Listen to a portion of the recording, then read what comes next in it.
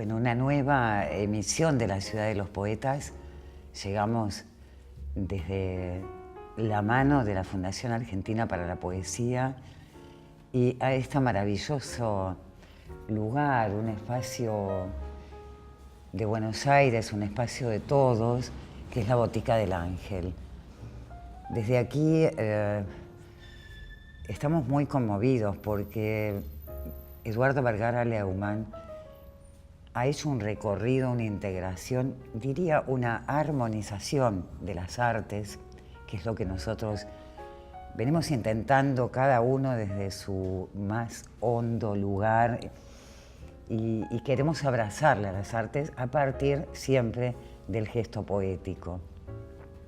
Y en este lugar sentimos, en este espacio maravilloso teatral de letras, con una decoración que era única, porque realmente un artista tan completo como Eduardo Vergara Leumann ha podido lograr, y además que esta conservación, ese testamento, hasta en eso fue cuidadoso, que lo ha dejado en manos de gente como la Universidad del Salvador, la USAL, y que está impecable.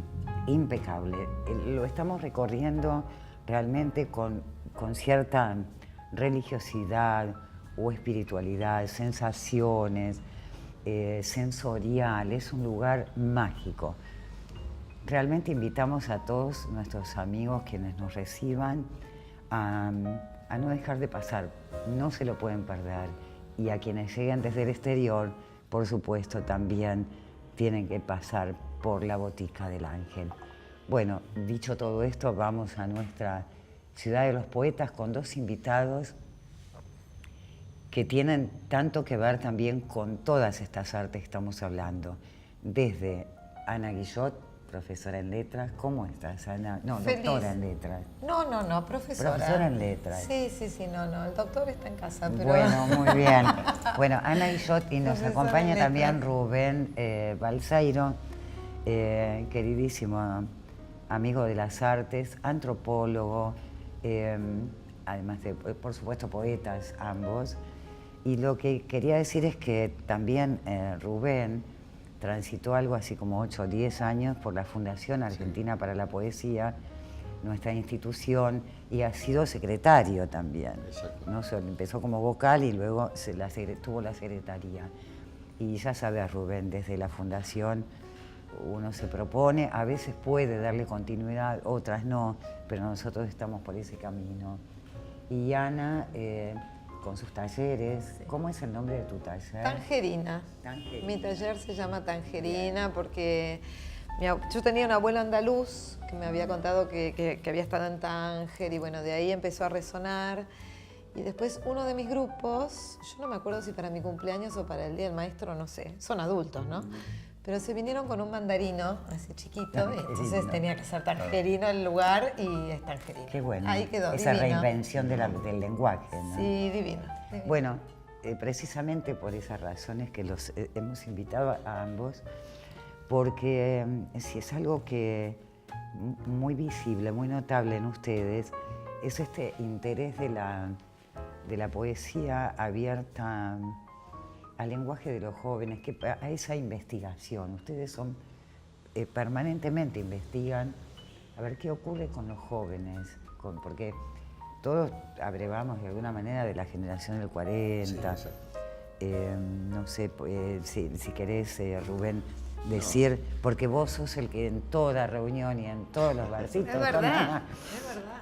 Tu preocupación, porque es realmente una preocupación y una ocupación, te estás ocupando. Creo que parte de la función nuestra debería ser un poco educar, al margen del rol de profesor en una escuela, educar en nuestras relaciones. Y creo que los jóvenes están como bastante desorientados en este momento. Nosotros, como bien decías, teníamos como de dónde abrevar, ¿no? Y la generación del 40, algunos de la generación del 50, que fueron grandes amigos nuestros con el correr de los años, fueron donde nos alimentamos. Hoy los chicos no tienen esos referentes y los desconocen también. Entonces me parece que es una tarea nuestra poder acercarnos a mostrar cosas Pero para eso necesitamos nosotros también cambiar algunas cosas y entender que los chicos ven un mundo distinto al que veíamos nosotros o al que vemos nosotros. Y eso implica un acercamiento a ellos, no estar en un pedestal en donde tenemos que estar esperando que se acerquen a nosotros, digamos, ¿no? Ahora, ¿a vos quién te acercó? Porque vamos a Primero tenemos que ese entender camino. que eran épocas distintas. O sea, cuando yo era joven, cuando era chico no había televisión. Cuando era joven no había internet, no había nada que se le pareciese. O sea, en realidad el contacto era a través de un libro, era la lectura. Yo me acerqué a Antonio Requeni, fue como mi maestro, digamos, y él me hizo conocer a un montón de gente. Después entré a la fundación y la fundación ya fue la gran apertura a poder conocer prácticamente a todos los poetas importantes que había en la Argentina. Pero los chicos, insisto, no tienen esos referentes y no saben a quién acercarse tampoco. Tampoco son muy ávidos de lectura, no leen mucho. Vos que trabajás mucho con chicos de adolescentes, ¿no? No, yo no trabajo con adolescentes. En realidad mis talleres son de adultos. No, pero cuando vas a las escuelas. Ocasionalmente, claro, pero voy por el libro gordo, que habla más de los cuentos maravillosos, que no dejan de ser igual poesía A ver, pura. Porque lo nombraste libro gordo, a ver por qué. Bueno, buscando el final ¿Cuántas feliz. páginas tiene? Qué 500 y maravilla. pico. Esto es un Buscando el estudio final simbólico de los cuentos maravillosos, Rapunzel, Cenicienta, entrando por el símbolo. Y a veces me contratan de colegios. Ahora, por ejemplo, saben que esta mañana estuve justo en uno y fue una sorpresa muy grata porque yo vi que leen un montón en el fondo, por lo menos en ese colegio. Ahora, es cierto que no poesía. La mayor parte de las lecturas no son poesía y la poesía, desde mi punto de vista, ya era bastante aburrida cuando íbamos nosotros al colegio porque se elegía con rimas, se elegía una poesía. Ahora, yo tengo gente joven en los talleres y cuando la acercás a otro tipo de poesía, por ejemplo, vienen porque creen que van a narrar y que quieren ser narradores, pero yo trabajo con mucha consigna poética, aunque después salga un narrador. De hecho, vos has editado algunas de mis narradoras, pero doy mucha consigna con poesía porque yo me crucé con dos personas que en eso me marcaron claramente, que fueron Abelardo Castillo y Isidoro Blainten, ¿no? Yo en ese momento tenía un programa de radio, 2 palabras, y cuando tuve la oportunidad de charlar y después como en la entrecasa, los dos me dijeron que escribían poesía aunque no la publicaran, porque la mejor manera de ser un buen narrador era, aunque sea, intentar escribir poesía. Entonces yo dije, bueno, en el taller hay que ir por lo poético. Y es increíble cómo se abre la cabeza, porque primero es, no entiendo, no, pero no tenés que entender. ¿Qué te produjo? Ah, me dio una angustia, bueno, ya está. Y a vos, no, a mí me...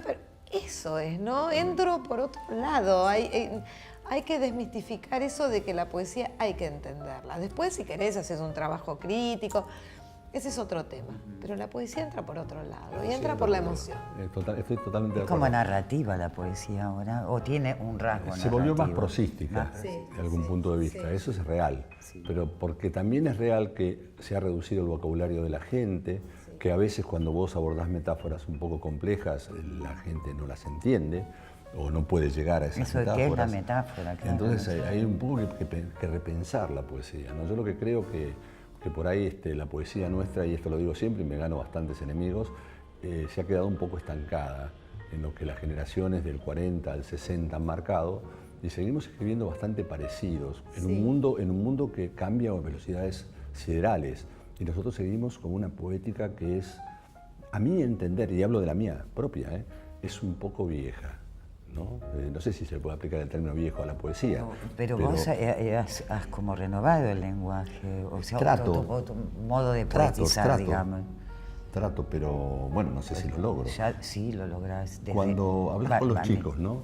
Por ejemplo, vos decís que en la escuela leen, pero cuando vos hablas con los poetas jóvenes, ¿no? Algunos de los que nosotros conocemos, y le preguntás por ahí por un poeta relevante, importante. El otro día me pasó en una reunión, yo hablé de Montale y no conocían a Montale. Sí, es verdad. Entonces, eso es lo que me llama la atención. Pero ¿quién los acerca a Montale? Eso es lo difícil, ¿no? El colegio no. Me parece que no te viabiliza eso, ¿no? Y bueno, habría que hablar también más hondo de si hay crisis o no hay crisis, y quiero decirles, ¿y cómo está la educación? No, tiene que ver con la porque el crisis, maestro me se parece. forma realmente. el maestro a lo mejor, no se No, forma. no tiene que ver con eso, no. ¿No tiene que ver, decís? Tiene que ver, yo creo que el maestro no está formado. Claro. Eso, exacto, Pero sí, digo, eso las digo escuelas yo. no acercan porque Exacto, el maestro porque por no. ahí el maestro tampoco sabe, porque si a mí me decís cómo llegué yo llegué porque seguí letras y yo no sabía que iba a terminar escribiendo poesía, ni siquiera sabía que iba a terminar escribiendo. Yo seguí letras porque me gustaba y me fui dando cuenta, pero tampoco era consciente de que iba a terminar así, que cuando había que hacer monografías para cualquier materia, no sé, literatura francesa o literatura, yo tendía a buscar un yo poético, hacia una monografía sobre un poeta. Algo había en mí que llevaba para ese lado, aunque igual escribí una novela, me gusta incursionar en ese género también. Y cuando terminé letras, y tampoco sabía que iba a ser coordinadora de talleres, y cuando decidí que quería ver qué era esto de coordinar talleres, tuve la suerte de caer en manos de Gloria Pampillo.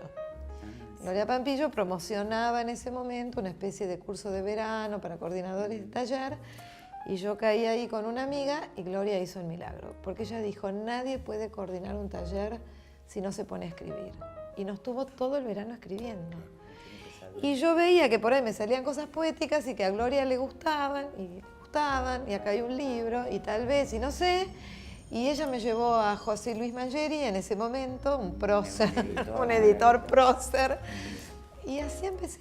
Pero el camino es, no sé, no lo hubiera imaginado. Fue como Ahora, la raro. imagen, ¿les parece a ustedes que la imagen en este tiempo que estamos viviendo está corriendo el lenguaje, está como desplazando el lenguaje? Yo creo que sí, muchísimo. Vos fíjate, por ejemplo, también nos escapamos del mundo de la poesía, pero vos fíjate que los chicos hoy en día reemplazan palabras por emoticones, ¿no? Entonces la imagen está reemplazando el lenguaje sin lugar a duda, pero por otra parte todo se ha hecho mucho más veloz.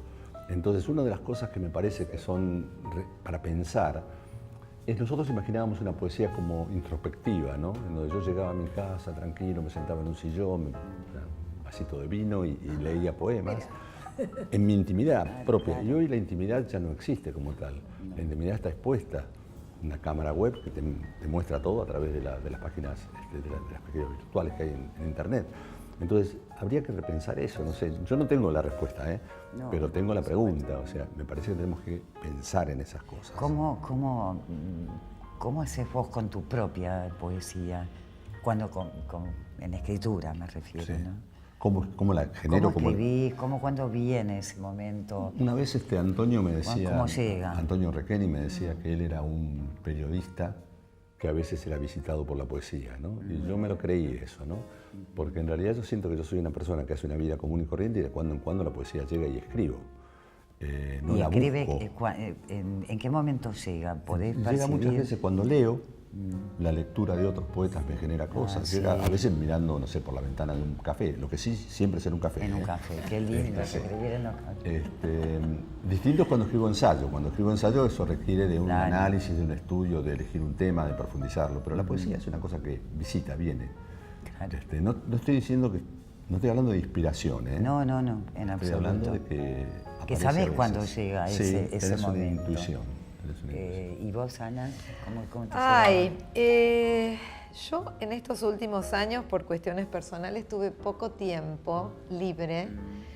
Hubo que trabajar mucho, la docente le ganó a la escritora, pero la escritora siempre hace trampa. Yo escribo con mis talleres. Hay un momento de escritura en el taller y yo en ese momento escribo con ellos. Qué bueno. Sí, Qué bueno. porque además sale lo que sale. Yo creo bastante que canalizamos, no sé, que viene de algún lado, porque hasta me pasa con el libro de ensayos que yo me leo a mí misma y digo, ay, si yo no supiera que soy yo, diría, esta mujer lo tiene todo re claro. Y después en la vida no es así para nada. Entonces yo escribo y voy acumulando. Ahora lo que tengo es poco tiempo de corrección, pero a mí me salva mi propio taller, porque a veces me pasa que una poesía está rondando y vas y tratás de escribirla, pero yo sé igual, tengo 3 grupos, que en algún momento de ese día yo algo voy a escribir. Y como ahora ya tengo 2 proyectos bastante avanzados, escribo a propósito, doy vuelta a la consigna a como puedo para escribir mi propio texto. Lo que te y lleva ahí es va. el tema, en realidad. No sabes cómo va a ser el poema. No tengo Hay un tema que te idea, interesa más que pero otro.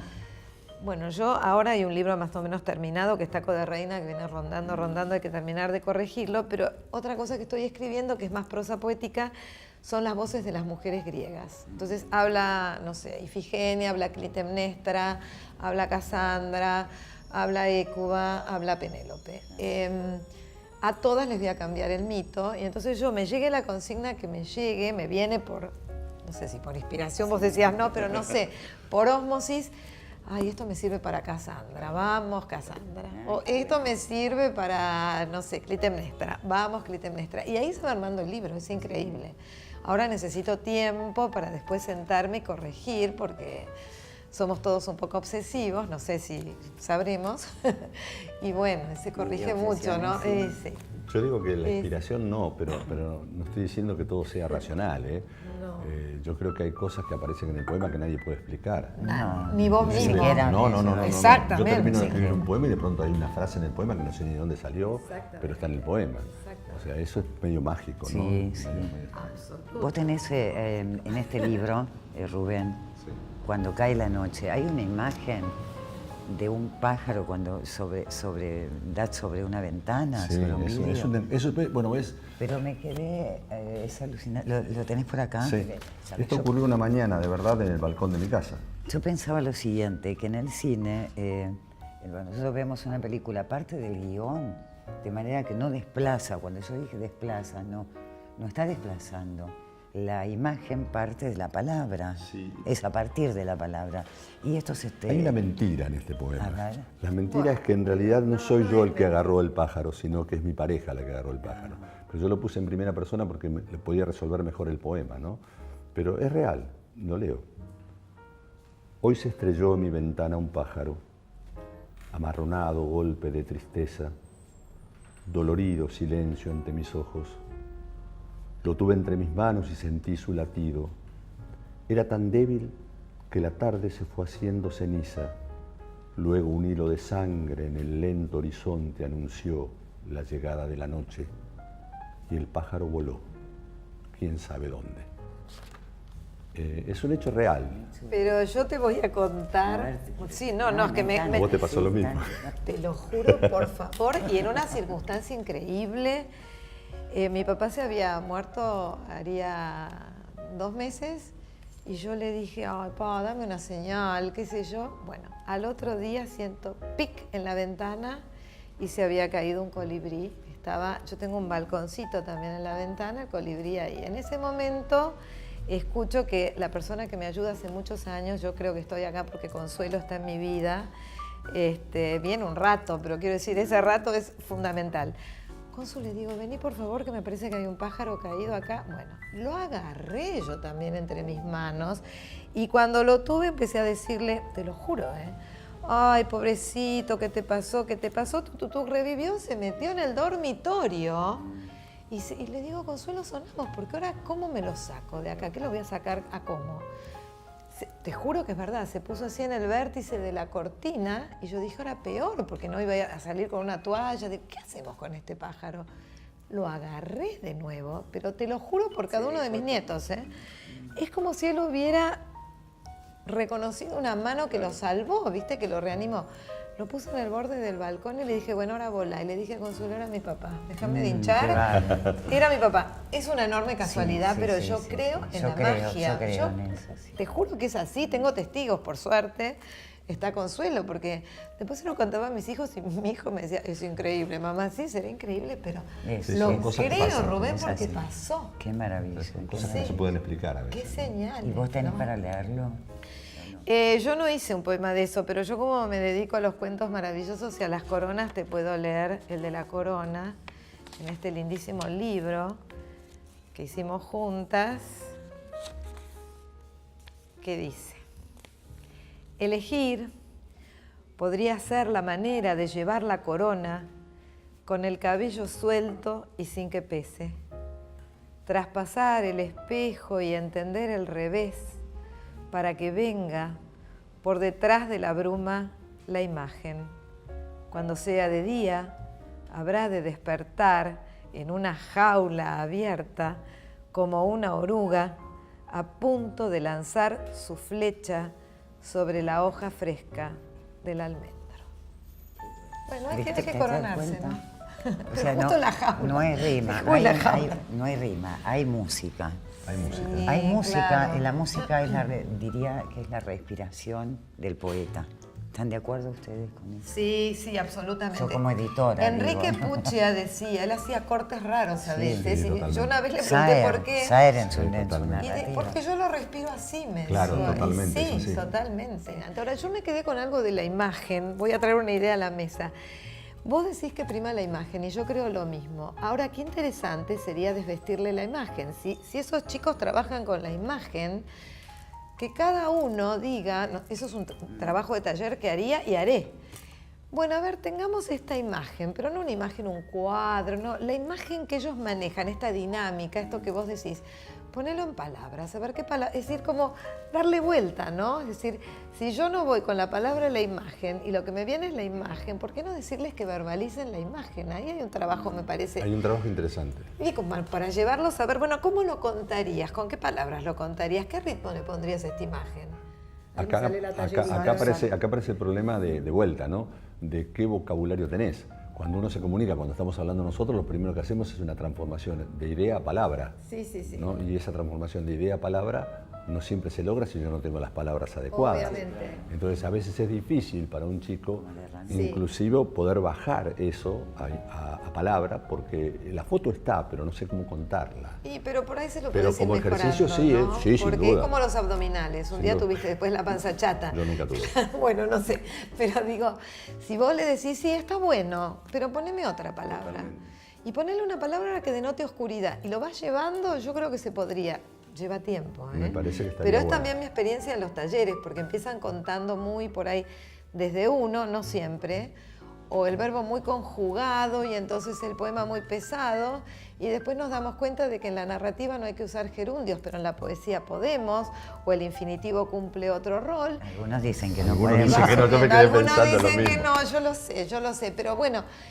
Una pregunta que les quiero hacer, que en este hoy que transitamos, tan difícil, por cierto, tan complejo, ¿cómo hace cada uno para conectarse con sus amigos, con sus propios, con su interioridad sería?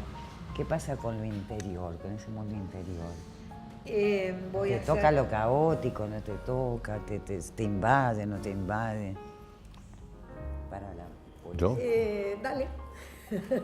Yo tengo yo soy casi un esquizofrénico en algún punto de vista, ¿no? Porque en realidad yo trabajo en un ámbito que no tiene nada que ver con la literatura. Vos trabajás en el mundo de la literatura, entre comillas, ¿no? Sí, Pero yo trabajo en empresas, no tiene nada que ver con la literatura. Entonces yo tengo que como desenchufar sacarme un chip y poner el otro. Lo hago considerablemente Buen ejercicio. bien, lo hago bien, pero mi ámbito de referencia, mi intimidad, para mí, para leer, por ejemplo, es los ratos en donde no trabajo, como me desconecto bien, lo puedo hacer. Y después es encontrarme con mis amigos, charlar con vos, con Norberto, con Osvaldo, Hace tiempo, en los espacios de algún café literario donde nos reunimos siempre y ahí podemos charlar. Pero no es, y acá vuelvo a los chicos, por medio del celular, por ejemplo, el WhatsApp. ¿No? Por ejemplo, con Norberto Barleani y con Osvaldo Rossi tenemos un grupito, Sí, claro. un grupo de WhatsApp, y cuando nos mandamos un WhatsApp nos vemos mañana en el bar de siempre a tal hora. Chao, listo, se terminó. No hay gran comunicación a través del WhatsApp. Los chicos hoy tienen un manejo muy grande de eso y la comunicación, el cara a cara personal ha quedado bastante de lado. La comunicación es mucho por otra vía. Entonces eso hace distinto todo, ¿no? ¿Y vos, Ana? Bueno, yo vivo rodeada de palabras. Tengo la suerte, como decís vos, de que en realidad yo estoy siempre, aún cuando soy docente, rodeada de palabras. Obvio que todo nos toca y obvio que en los momentos difíciles la conexión se hace más compleja. A mí me salva bastante. Yo necesito trabajarme interiormente porque si no, no la paso bien en el mundo. Entonces trato, por ejemplo, me gusta meditar, medito mucho menos de lo que me haría bien, pero medito o busco ese momento de tranquilidad, trato como de pulir, y ahí es donde me conecto. Y Bueno, yo fui hija única, así que tengo un gran vicio también por la soledad. Me encanta estar con amigos y tengo muy buenos amigos.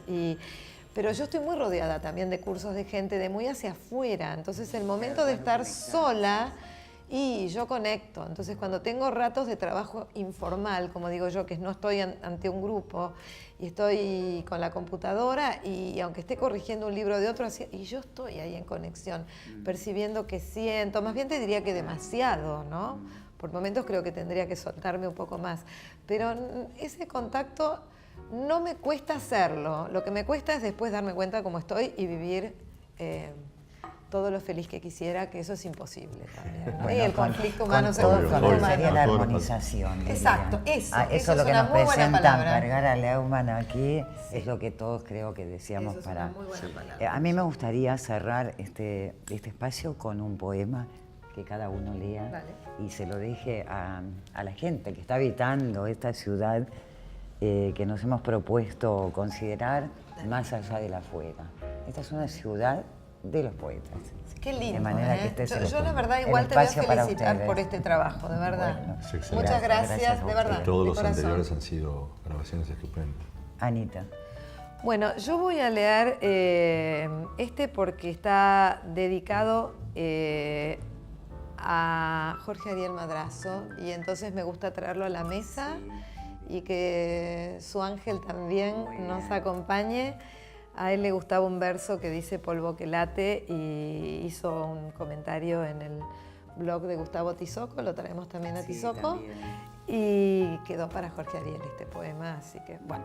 Desde mi arena natural decaigo, como ausente del nido o del verde, pájara o paisaje o artilugio, para devenir polvo que late. Desde mi arena natural espero el suceso, el rostro que reúna a la hembra con su especie. Desde mi arena natural raspo, me oscurece este mar, su hondura. Desde mi arena natural me esparzo, caracolo casa que me llevo a cuestas, playa en donde el agua se vuelve a correr hacia su océano. Para Jorge Ariel Madrazo, in memoriam. Bueno, vos trajiste a Ariel y trajiste a Gustavo Tizoco. Yo voy a traer a mi gato. Dale. El gato no sabe de rutinas ni de horarios. Vive su tiempo lúdico y espera. Fiel vigilante cuando yo me baño. Atento espía, mariposa en salto, león en la pelea. Es una mezcla extraña de niño y de misterio. Fue adorado por hombres y mujeres que crearon estatuas en su nombre, pero él ignora todo, o acaso sabe todo. Apoya su cabeza y ronronea, o indiferente mira al universo. Es la exacta metáfora del vuelo, y no puede volar. Es la exacta metáfora del viento, pero vive encerrado en una casa. Sin embargo, es señor de su vasto dominio, se adueñó de los sitios más precisos. Ya no puedo estirarme cuando duermo, y el sillón de mi living pasó a ser su aposento. Paradójicamente lo he llamado ratón, pero no le molesta. Nunca ha visto una rata. Su mundo es muy pequeño comparado a mi mundo. Un living, la cocina, un baño, el escritorio, el dormitorio. El mío, la infinita red de calles y sueños. Sus fronteras son rígidas, las mías son virtuales. Pero miro mi rostro en el espejo y vuelvo a preguntarme, ¿por qué él se siente dueño de sus actos y yo me siento en una cárcel?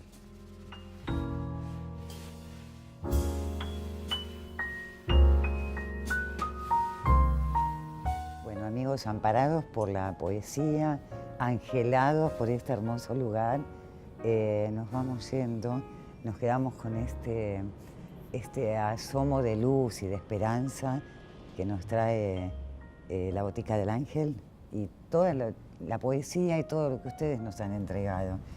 ¿Se sintieron bien? Súper cómodos, te agradecemos muchísimo.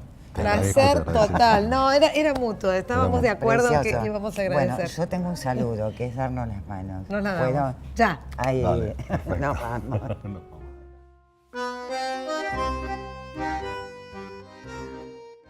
Y la Ciudad de los Poetas continúa con su travesía. En este caso nos vamos a la provincia de La Pampa con Antonio Requeni, quien además tuvo que ver con esta travesía de Olga Orozco en una conversación con Gloria Alcorta, y que los has coordinado. A ver, contanos. Sí, bueno, Gloria Alcorta era muy amiga de Olga Orozco y las dos iniciaron una serie de conversaciones con la idea de hacer un libro. Pero en determinado momento se dieron cuenta que hacía falta un coordinador.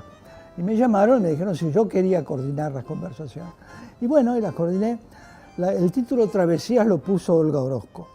Nos reuníamos en su casa, en la calle Arenales, poníamos una mesa, el grabador en el medio, fijábamos algún tema, algunos temas, después nos íbamos por las ramas, por supuesto, como siempre, y hablábamos. Y bueno, y eso después se desgrabó y se hizo este libro, que en realidad se agotó en 3 meses, de libro de conversaciones con Olga y con Gloria Alcorta. Lamentablemente la editorial no lo quiso reeditar, porque es un libro que mucha gente lo quiere, está... Realmente, es un libro fantástico. Está muy reclamado. Y acá, en este caso, la Fundación Argentina para la Poesía continúa con sus publicaciones de los cuadernos. Olga Orozco, por Diana Irene Blanco, señora de la alta poesía, dice Diana Blanco, la profesora. En este caso hace el prólogo, y es el 4.º envío testimonial de la Fundación para los Poetas. Y realmente y entonces, ¿dónde nació? ¿Dónde nació Olga? Olga nació en Toay, provincia de La Pampa. La casa donde ella nació ahora es un museo dedicado a ella, ¿no? Después pasó su juventud en Bahía Blanca, varios años de su juventud, vino a Buenos Aires y enseguida se integró al grupo de poesía de la generación del 40, que es la generación posterior a la de Borges, que en realidad es una generación que continúa. Ahora, ella se distingue, cronológicamente pertenece a la generación del 40, pero se distingue del clima general de esa generación porque hace una poesía muy distinta. Es una poesía con mucho de onírico, una poesía que fluctúa entre la realidad y la irrealidad, entre la certidumbre y la magia. Ella creía en la magia. Olga Orozco sabía leer las líneas de las manos. Se han dicho que era esotérica la poesía de tiene Orozco. Sí, elementos esotéricos, surrealistas. Ella había aprendido con Sur Solar, el artista plástico. Claro, no, Sur Solar, que sabía mucho de los signos del zodíaco, claro, y los símbolos, la influencia. los símbolos. Pues, bueno, y ella toma mucho de eso. Inclusive en la revista Claudia ella hizo durante un tiempo hacía el horóscopo. Tanto así que como hacía el horóscopo, la llamaban Olga Horóscopo.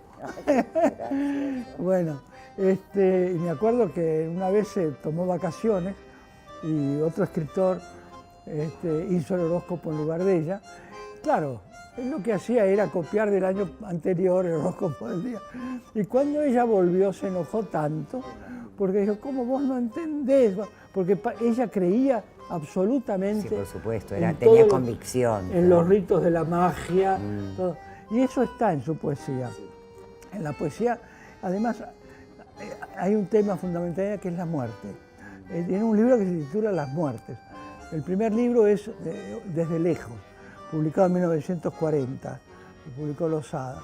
Y después tiene libros de prosa también. La oscuridad es otro sol, pero es un libro muy poético, de cuentos así.